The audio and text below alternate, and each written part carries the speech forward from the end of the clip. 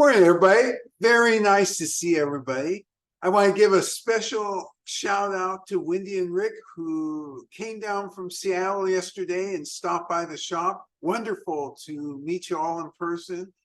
Encourage all of you who haven't been to the shop ever to find a time to make it up here so that we can visit, include you into the tea community. It's been a good week up here. We've communicated with the Chinese farmers. Well, we're always in communication, but we're getting closer to being ready to receive some more samples, to put in some orders.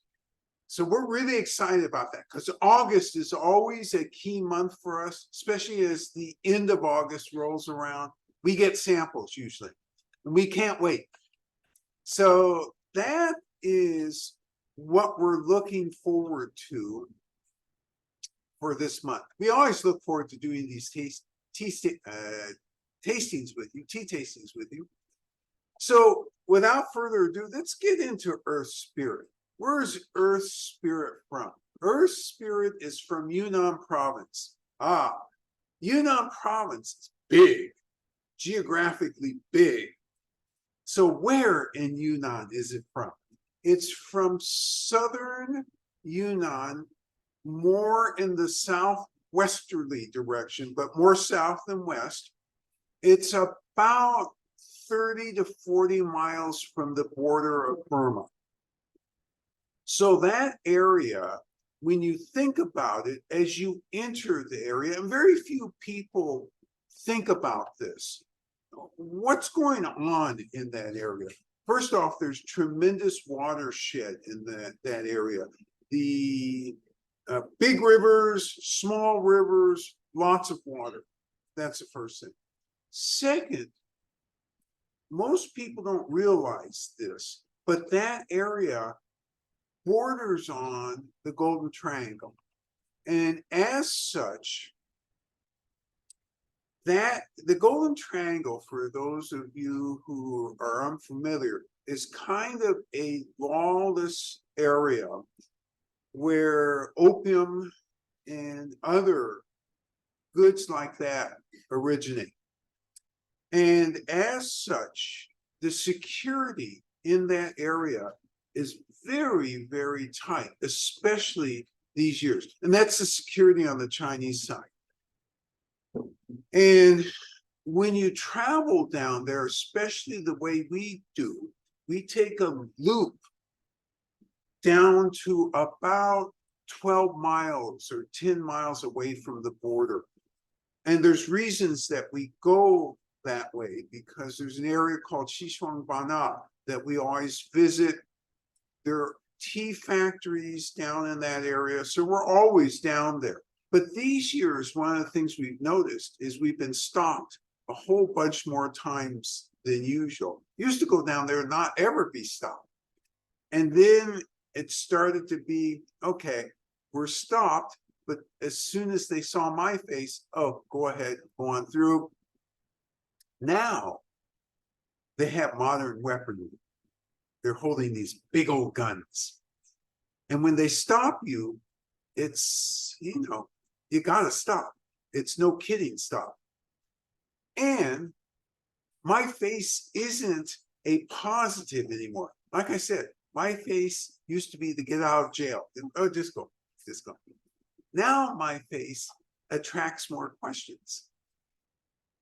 So this is the area that the Jingmai Mountains are not far from.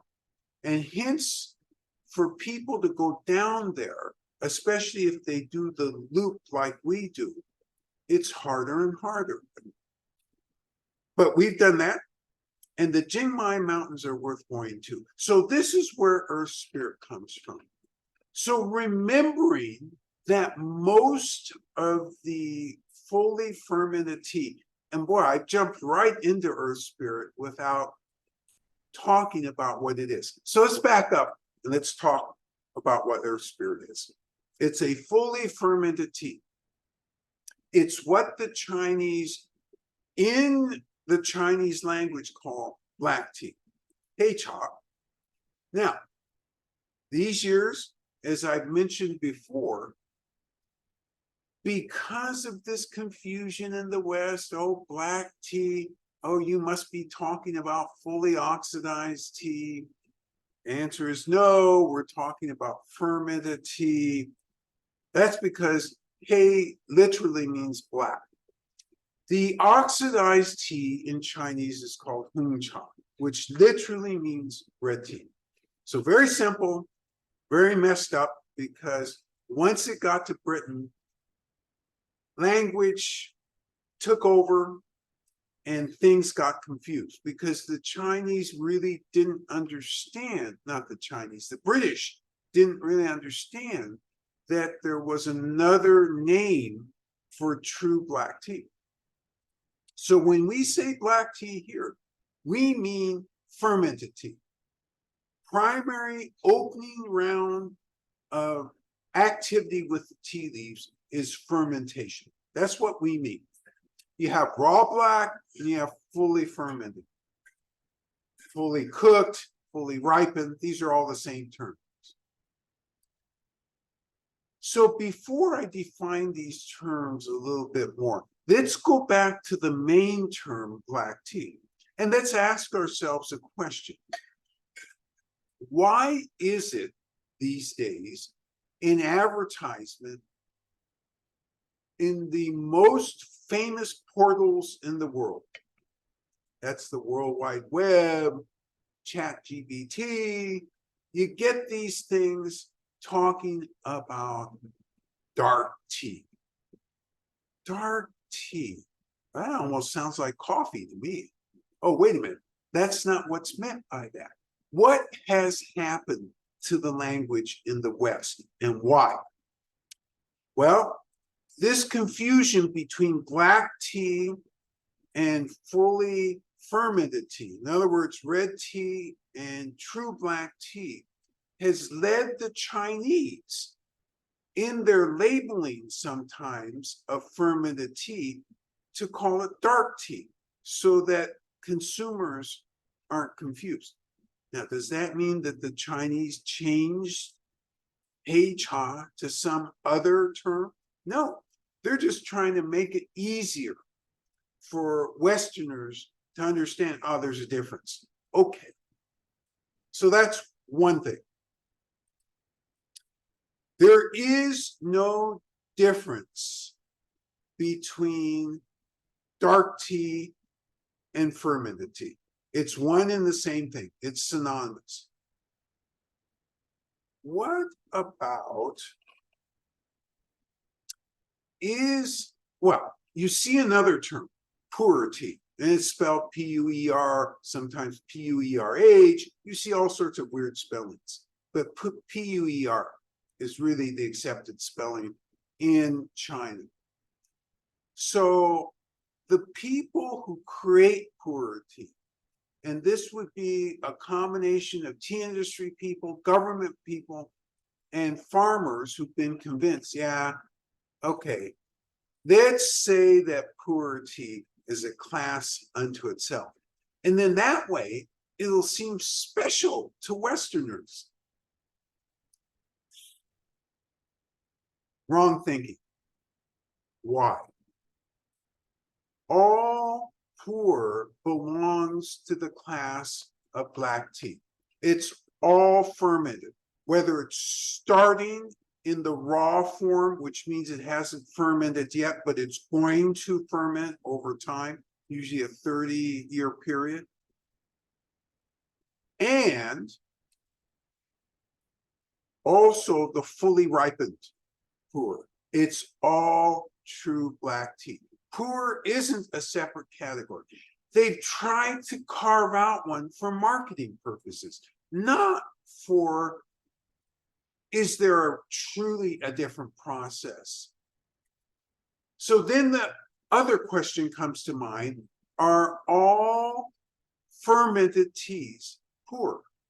And the answer is no. You have many different types of black tea. The common thread is fermentation.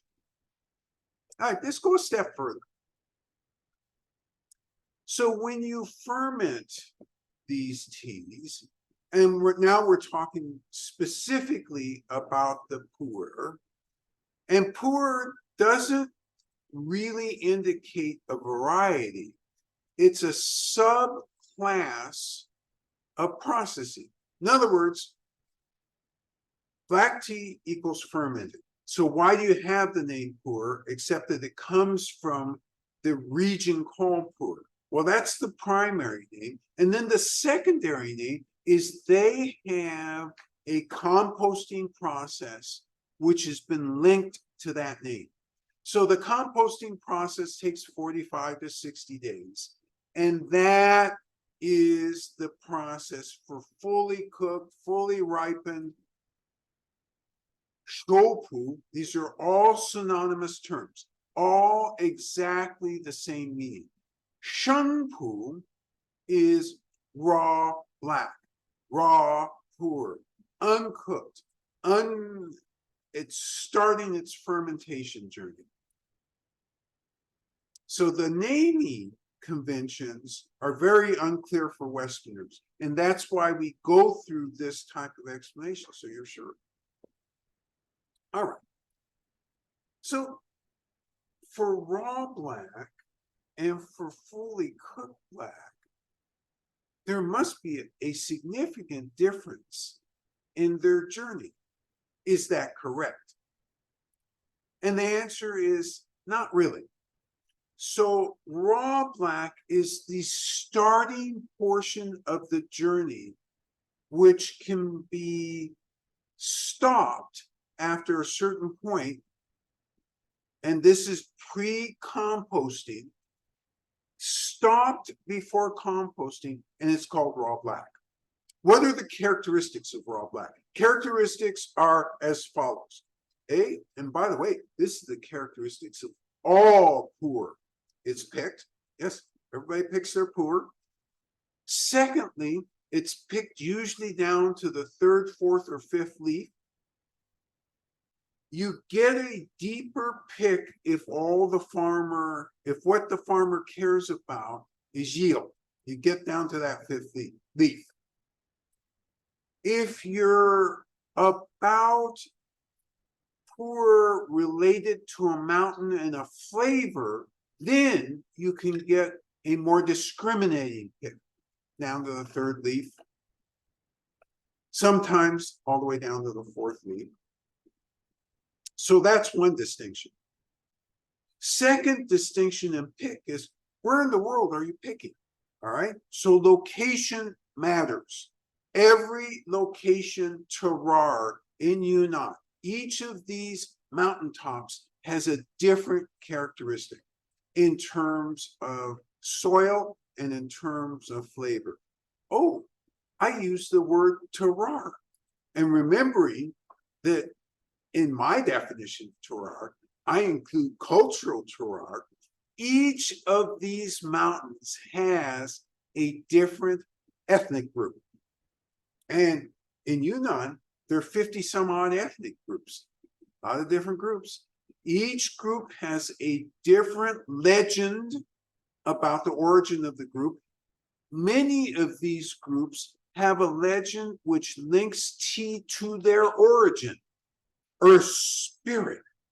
Now that sounds like maybe these folks link their tea to the origin of their group, to the origin kind of God. So all of these things play a role. All of these items play a role in how the tea is processed. And you're probably thinking to yourself, okay, so every ethnicity has a different way of approaching the tea, which means they probably have different details in how they're going to process. And if you came to that conclusion, that's exactly the right conclusion. So when we go to Jingmai, we have an expectation of how that tea is going to look, how it may taste. All right, let's go back to terroir for a moment, because we're still at step one here. we're doing the pick. Well, what are we picking? Are we picking a monoclonal bush? You know, those bushes that are so beautiful, row after row, acre after acre, those type of bushes, you know, baby bushes. Baby is a relative term, less than 25 years old. Is that what we're talking about? At Jingmai, the answer is no. But it could be because lots of puer tea comes from monoclonal bushes. Is that usually of very high quality? And the answer is no. That's usually seen as lesser quality. Any tea purveyor that tries to convince you otherwise probably isn't giving you the right story. Or maybe they themselves have been taken. If they haven't been to Yunnan and haven't been to the field, many times they don't truly understand this grade process. Grade sounds like, hey, this differentiation. Hey, differentiation. I want #1 grade. I would ask you, why do you want #1 grade? Do you even understand? Would you recognize #1 grade? And the answer is most people wouldn't, because grade in this context refers to size of leaf, and that is it. It doesn't refer to, oh, huge, great flavor. Oh, lousy flavor. No, it's size of leaf. And they create these grades so that when they're labeling on the outside of a package, they have the label. In that labeling number is a reference to the size of the leaf. So this is all in that first step. You want uniformity, right? You want to know what mountain it's from.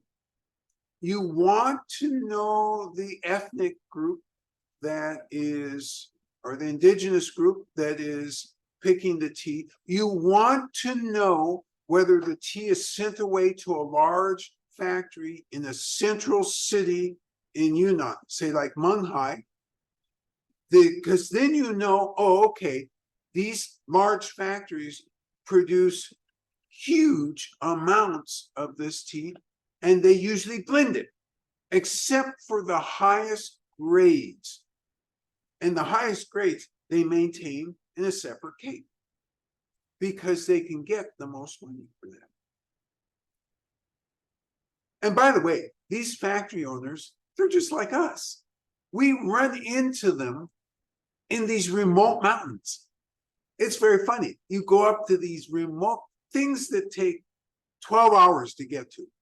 We go up, pull up, farmer comes out. Oh, I got other guests, but just sit in here. Don't worry. Here's some tea to keep you busy and hydrated. Okay, then the farmer comes in. Other guests come in. Hey, you're from the factory down there, because we know these people. Oh, you guys are up here. Yeah, okay. So the best of the purveyors and the factory producers in China go from mountainside to mountainside and taste the tea before they buy it. Who else do we run into at these farms? We run into farmers from other mountains, because sometimes they secretly gather stuff from one mountain and blend it with theirs. This is not very well known outside of the tea industry. So I'm telling it to you today, because you won't find people writing about it, because they simply don't know that this is what occurs. This is what we run into. And these farmers are honest with us. Yeah, we're picking some up. We're going to A, compare it with what we do, and B, if we like it, we'll blend a little bit in ours. So you have all of these fluid situations going on. And that's why, as a purveyor, when you go to places, you ask questions. Is this only from these set of trees? Yeah, it's only from the. You didn't sneak in a little from that famous farm, not farm, famous mountainside, 20 miles down the road? Oh, no. We do have some of that tea, but we didn't sneak it in. Okay, good. We understand. Everything's clear. And then when we talk to you about the tea, we're clear. All right. So it took me a long time to get through the pick.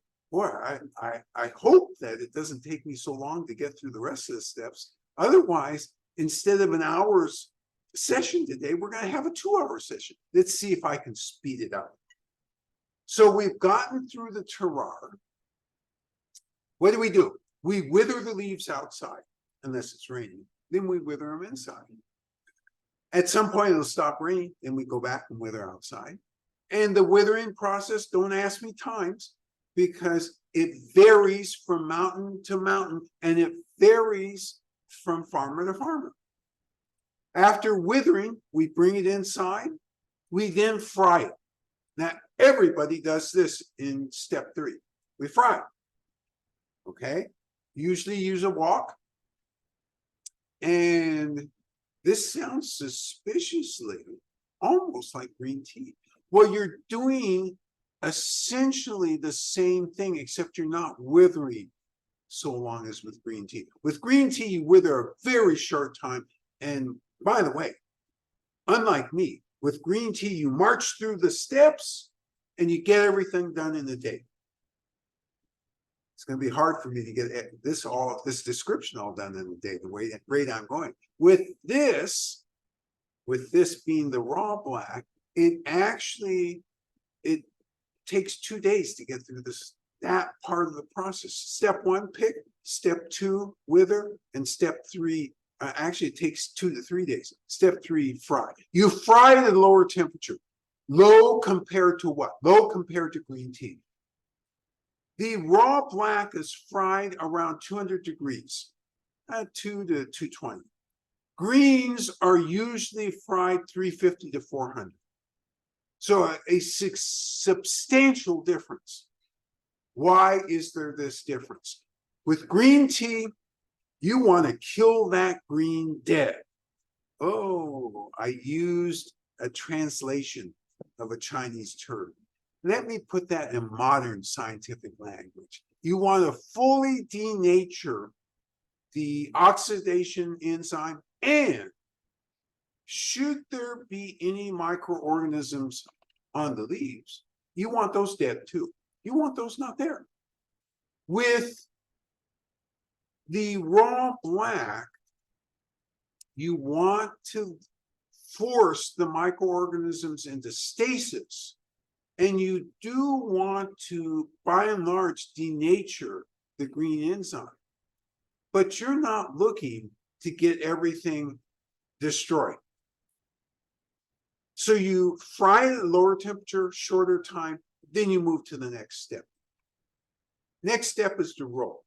When you roll, you're bruising the leaves, you're shaping the leaves, you want a certain aroma, and then you say to yourself as a farmer, I'm done. This is perfect. This is what I'm going to lead with this year in terms of chief aroma. From there, you actually, we're going to do one more step. And that last step is put out in the sun and sun dry it. And when you sun dry it, what's going to happen? Those microorganisms that were knocked into stasis by the heat open up and start their work of fermentation. This is what I call unfinished tea. 70% in Chinese Mao Chao. Okay? All synonymous terms, all the same meaning. You've gone through those steps, and you as a farmer have decided, okay, I'm not doing anything else. Well, I'm going to sort a little bit, make sure everything's uniform. But I'm not going to really do anything else. I'm going to sun dry it, and then I'm going to get it to market. Now, every single puerh tea goes through these steps. But since it's Mao Chao, or unfinished tea, or 70% tea, if you want to get fully fermented, or fully ripened or fully cooked. You see all these terms. You then go to the next steps. And the steps are composting steps. Earth spirit doesn't stop at the sun dry. It goes through the composting. Now, what's interesting about earth spirit, there's a lot of things interesting. First off, let's go back to the trees. Let's see how I'm doing. Oh, I'm doing, no wonder I'm getting thirsty. Let's go back to the trees and then I'll ask the tea master to come up. So I said trees, which indicates age. The age of these trees and the age of earth spirit is somewhere between 800 years and about 1300 years old. So somewhere in that very old to ancient realm. And are these trees, were they planted? In other words, of course, all trees in some way. God planted the original trees. So yes, this seems like a trick question. Let me rephrase that question. Did human agency, was human agency responsible for the growth of these trees? Oh, another bad way to put that. That's a very difficult polemical question. It is. It is. Okay. I have messed this up completely. So let's try this again. How about this? Did the peoples who lived there actually throw seeds in the ground and decide where these trees were going to grow? And the answer is yes. And did they do it in a way that looks like monocloning planting, where you got rows and rows and rows? No, they did not.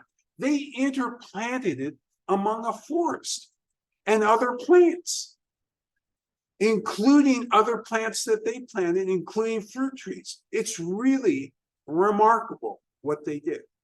All right, I'm sufficiently thirsty. The tea master is sufficiently unhappy that I haven't gotten out of here yet. So without further ado, it is my very great pleasure to bring forth the tea master, Xiaobei.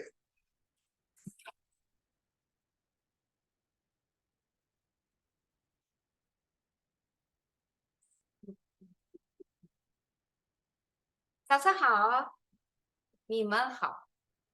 My name 我叫小北。We do 黑茶、puer 茶。We do fermented tea 哈。But 这样 another talking another 这样 take everybody going to another 景迈 mountain 哈 today. So after 呢 I become tea master in 景迈 mountain too. So in 景迈呢 so you know I really happy to the fermented tea, but I working before so time now long time in Jingmai Mountain. It's same So usually I use to, but we went to we use ceramic, right? We use ceramic Yes. Yeah. In the mountain. So some I use glass, some usually use I use glass here. Same the green, same steps, same rhythm. I never class like So the tableau is set up as you would recognize. One thing that you might surprise you is that we're using glass rather than using a pot or some other tool. Glass is really glass or ceramic. And actually, I should have said that the other way around. Ceramic or glass are the right tools. These pots are not. And it's a waste in a way of a pot. And you'll see why in a minute.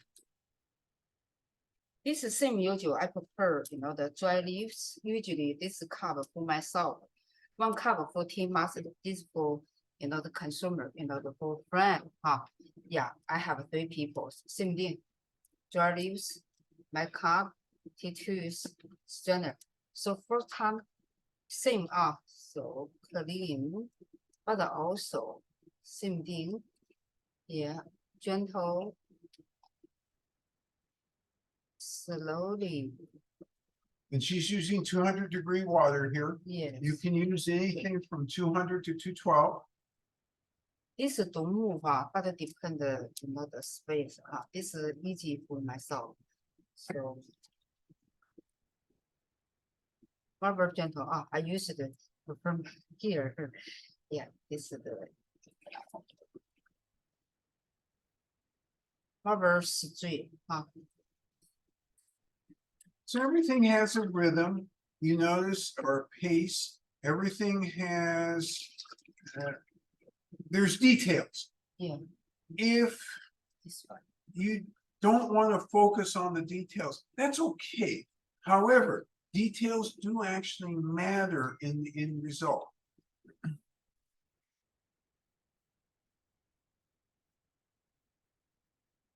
So she added the leaves to the heated glass.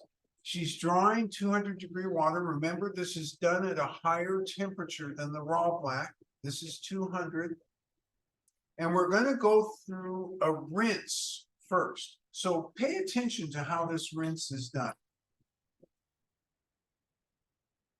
You're thinking it's good, but this is simple, So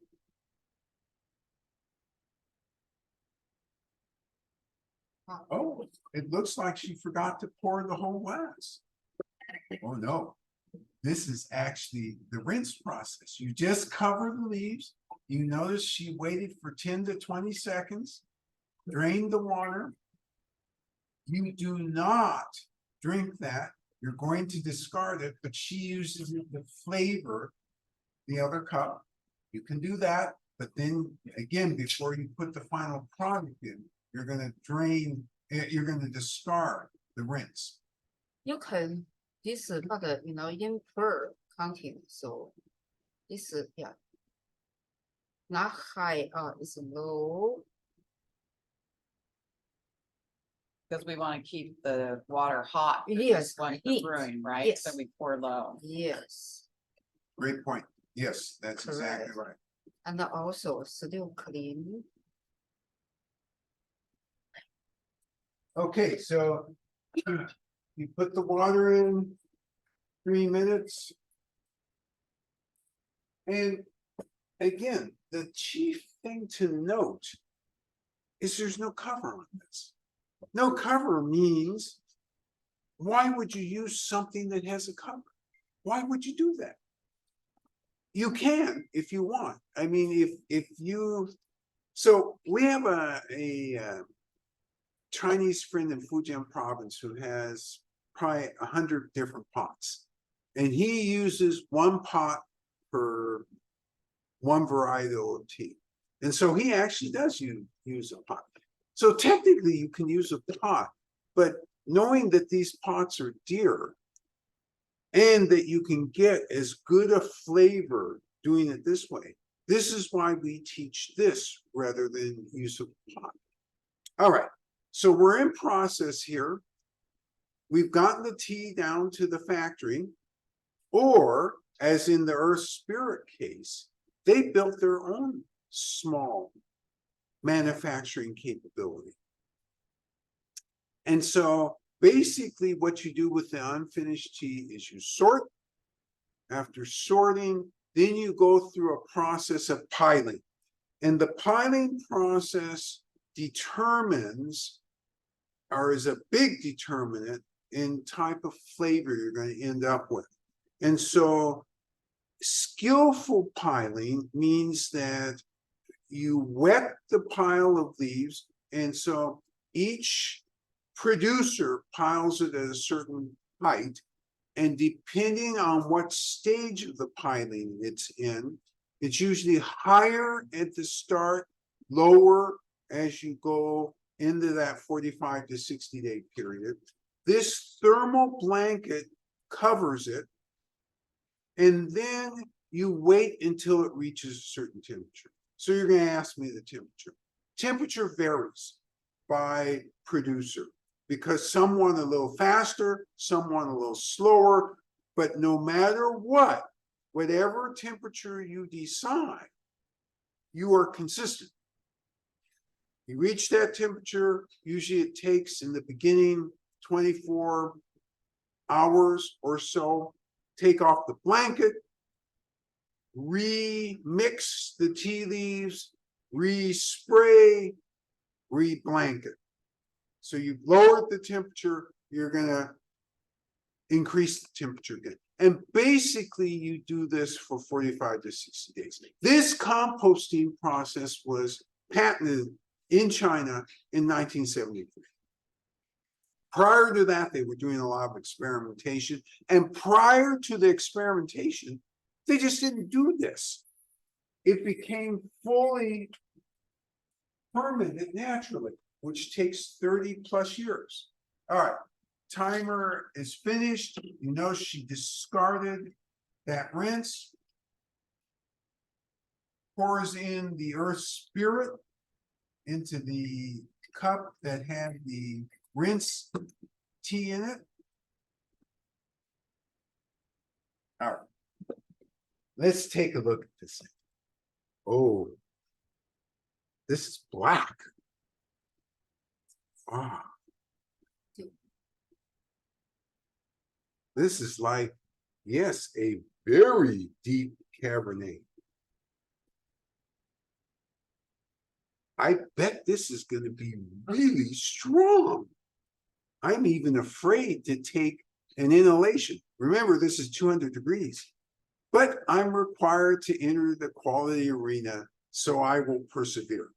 So the first thing I do is get a sense of aroma from the leaves. Oh my gosh, it's not what you expect. And then we enter the quality arena. Remember, the quality arena, what we're trying to do is understand where in the mouth you're going to get dryness. Understand, is there an aftertaste? What is it? And lastly, understand what sort of effect does this have on the body? In other words, how do you feel after you drink this? Okay. Remember, 200 degrees.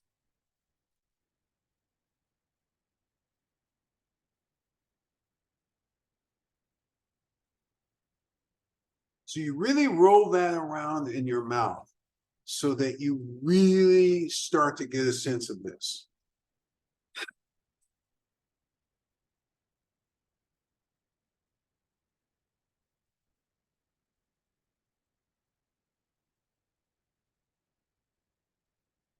Wow.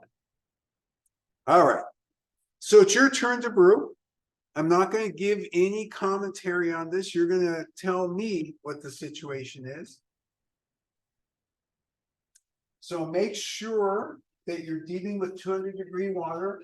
Bag number 2 is what we're working with today. Make sure your timer is set for 3 minutes.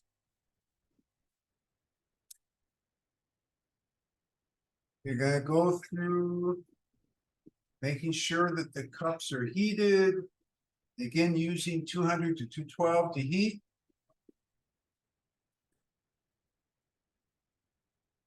And remembering that I was talking about this 45 to 60 day process that was patented in 1973. Pre-73 fully fermented meant that it is naturally fermented. This speeds up the process, and that's exactly why the farmers and the scientists work together to develop this process. When locals are brewing this tea, do they rinse? It depends. This is a great question. Do locals rinse when they're brewing this tea? They tend, in some areas they tend to, and in some areas they don't. And so what is the criteria? Some areas, particularly where the factories are very clean and they really understand and have careful process of doing the tea, they won't rinse.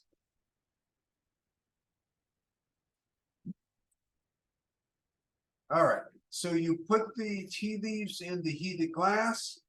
You're drawing your 200-degree water,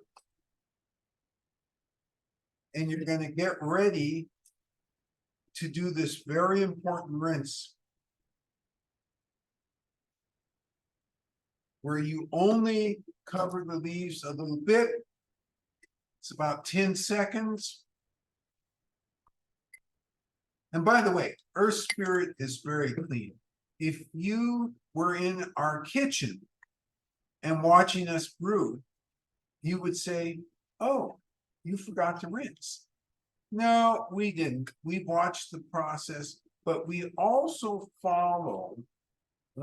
By the way, you added the water, you set the timer. We also follow a, in quote, safety protocol. So back in the 80s, the British said, you know, it's British scientists said it's probably a good idea to rinse this type of tea because there's the possibility that in shipment some other microorganism might get in this and it might cause you to have a reaction. So as a practice, and certainly here, every time we serve a cup of this, we rinse. Zero question. That is the standard. So that's why, by the way, that there is this standard. All right. So you're going through this industrial piling process, and it is industrial. These factories are enormous. But when you're in the countryside, they're not enormous. They're small, and their timings and their degree of composting is different. And so you're going to notice that very few of the black or puer teas that you get in the market are like this. You're going to notice that from several different aspects. First of all, size of leaves. Size of leaves is quite large for a loose leaf. That's the first thing you're going to notice. And then there's going to be some other things you're going to notice, which you're going to tell me. And this all has to do with the fact that it's processed where it's grown. And it's processed by indigenous peoples who love this flavor and aroma. And by the way, whose totem is the tea tree. And so therefore you got all of these things interplaying. And you might ask me, is this a homogeneous indigenous person's compound or farming area? It's not really a farming area because it's in the mountains. Village. No, there's one predominant group, and it's called the Bulan group, which literally translates to the brown group. And then there's a few other groups, much, much smaller. So it's the Bulan group which dominates, but all of these groups believe in the provenance, the overall provenance of everything from tea. And they honor the tea trees. Go ahead. Okay. So your timer has gone off. You've discarded the rinse. And now you're doing the pour.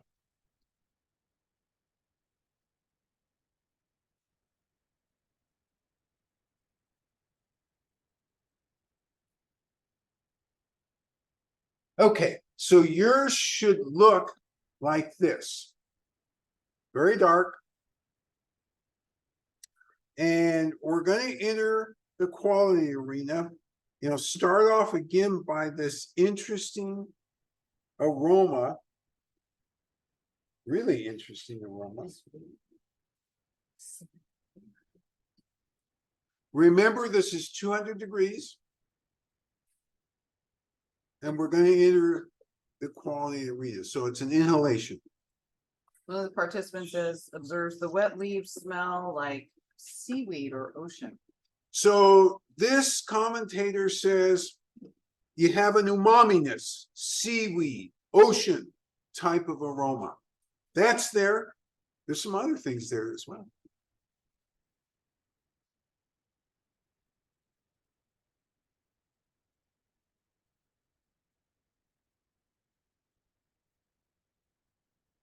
And while you're thinking about this, The other thing which is really interesting about this process is instead of going through a 45 to 60, they're around a 40-day process. So they're a lot less, significantly less. And so what that really means is that there'll be further, as it ages, a little bit more fermentation, and there'll be some oxidation. So let's talk about this a minute, because in the beginning, you have primarily fermentation. Usually the first, especially with a raw black, it's the first 5 years primarily fermentation, and then moving forward, it's oxidation. Go ahead. Another participant says the leaves smelled fruity and woodsy to her. Okay. There are surprises. And you've already caught a surprise. Not the woodsiness. The woodsiness is kind of a surprise, but it's less surprise than a fruitiness. This tea from this area, and by the way, remembering when you say fruity or if you say floral, I say both are great. They both are the same family, and we just use, we have different identifiers saying the same thing. Tea from this area is typically thought to have hints of orchid. Hence, you're getting that fruity. They call it orchid, you call it fruity. All good, all good. Great catch. Another participant says, I get wood, damp earth in the wet leaves. My sense of the liquor is that I'm tasting the entire tree, root to tip. Oh, what a great description. Wow. Okay, so this commentator, the key comment is they taste the whole tree from the root to the top or the crown of the tree. Love this comment, because really what you're saying is there's that earth at the root level, right? And then you get all the flavors associated with leaves themselves. And you get that woodsiness of the bark and the whole tree. Great comment. Another participant says, the scent has floral, dry fruits, sweetness, and steamed mushrooms. Floral, dried fruit, sweetness, and steamed mushrooms. I accept all of those. I absolutely accept all. This was the scent, right? Yes. Of the wet or dry? You know, I Probably don't the know wet. whether, presumably the wet, and Yeah. I don't know. Oh, the tea liquor. Oh, the Oh, tea the liquor. liquor, Okay, yeah. good. It is all in there. I like the fact you identified the mushroominess out of this. There is that. This is, you know, you rarely get a drink, any drink, that has this combination of flavors in it. And let's back up, because among the fully fermented teas, you almost never get anything like this profile. And this is why we fell in love with this right away, because fully fermented usually leans on that loaminess. If it's really good, it's loamy. You get earthy. Really, really good, you might get woodsy. But very rarely do you get all these other flavors, but just smoothly and nicely combined in what looks like, I mean, when you look at this thing, is this not frightening? Doesn't it seem like it should taste bitter? Doesn't it seem like it should be overwhelming? It does seem that way, but it is not. Yes. Participant says the tea liquor does have a stronger aroma than many other teas, Hmm. but it's very pleasant and inviting. Very good. Stronger aroma than many other teas, but very pleasant and very inviting. And this is important to capture because, especially the inviting part of it, there is nothing in this tea that doesn't say to you, you should at least try it.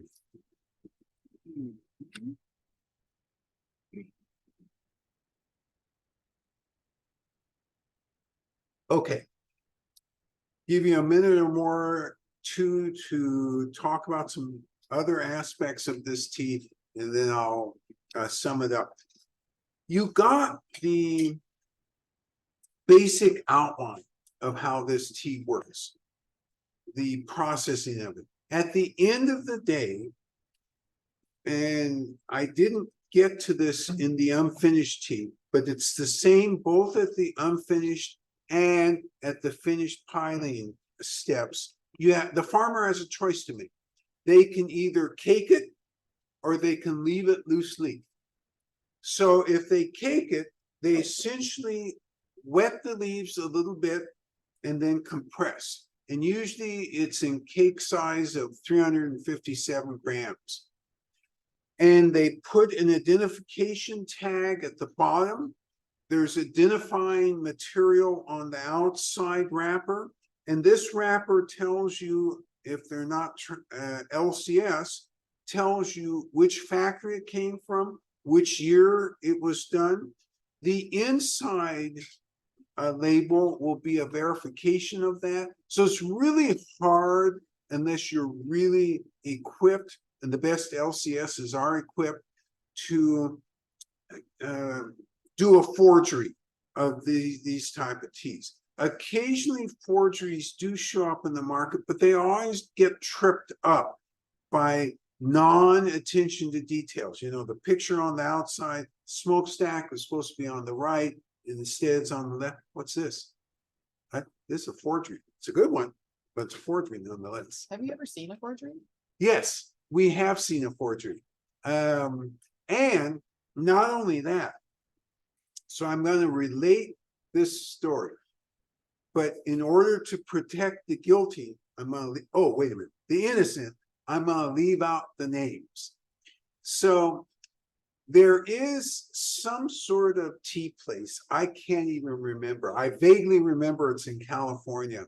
And we were in Yunnan, and we were with a professor from an agricultural university. And this professor was, we were exchanging information with him. And then all of a sudden he says, hey, who sells puerh in the US? Who's good at selling puerh in the US?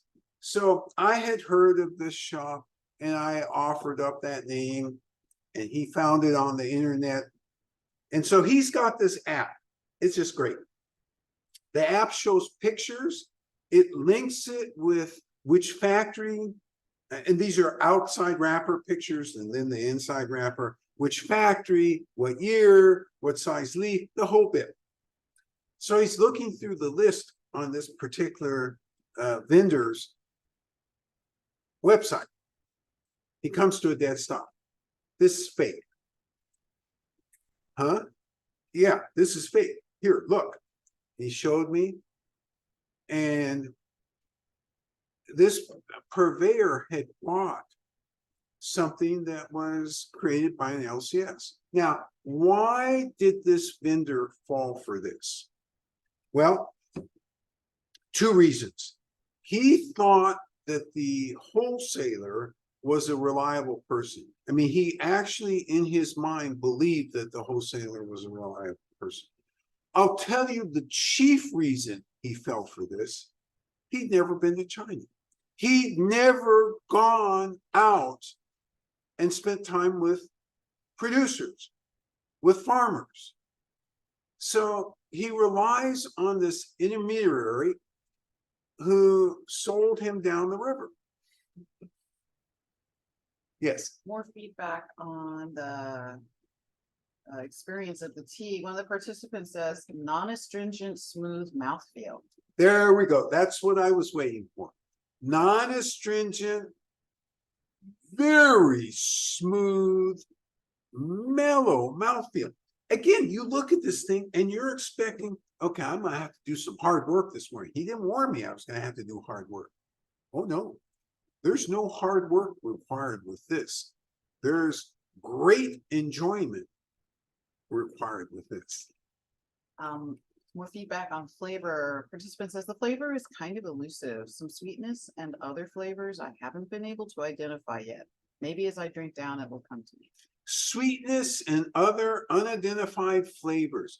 Love the fact you made this comment because this is not your prototypical black tea. It truly isn't because it's got so many things going on. And again, you know, black tea has compared. All right. So if you think about cliff teas, the range is like this, right? If you think of puers, the range is kind of like this. Well, doggone it. This one is outside that range. So actually, it expands the range, but it's rare to come across one like this. All right. Love doing Earth Spirit. Earth Spirit is one of our favorite black teas. And today we went through both the process of the raw, very briefly, and the composting, of which this is. You also learned that this comes from very old and ancient trees. The farmers actually blended the trees in the particular orchard that it came from. And it's rare, by the way, that a farmer will make a single tree. That almost never happens unless we request something like that. In this case, we did not. In this case, this is something we stumbled into. And again, we love these people because everything begins with, progresses through, and ends at the tea tree. For these people, nothing else exists. That's a little bit exaggerated. They are, it's better to say they are fully connected with nature. When we walked with the village head through the orchards, he's picking this plant, he's picking that plant. He says, oh, this you can use for this malady. This one you use for another malady. This one is anti-insect. I mean, they understand the world they live in. They are connected with that world. Yes. Bud leaf pick or just leaves? This is 3 leaves and the remainder bud. Yes. Lastly, for this tea, for those of you who have digestive issues, particularly related to eating, this is it. You drink this tea. This is very, very helpful to relieving those digestive issues, especially, again, if they're related to eating, as opposed to digestive issues related to stress. All right. As usual, you tasted the heck out of this. And I really love your responses. Last week, I talked to you about the agricultural scientist who made the comment of how qualified each and every one of you would be to open a tea shop. This is further confirmation of that. You take a very unusual tea and you parsed it in such a way that you captured the highlights of it. I congratulate you on that. So next week, we're going somewhere else. Oh, maybe we're going to go to Yunnan Province. Let's go to the Puer Mountains again. And, you know, I'm just in the mood for a World Heritage Site. And maybe let's think about what I'm in the mood for. Maybe something with a crown. Maybe something like Orient Crest. That's what we're going to do next week. What you're going to do this week is make sure you stay healthy, and we'll see y'all next Saturday. Y'all take care now. Bye-bye.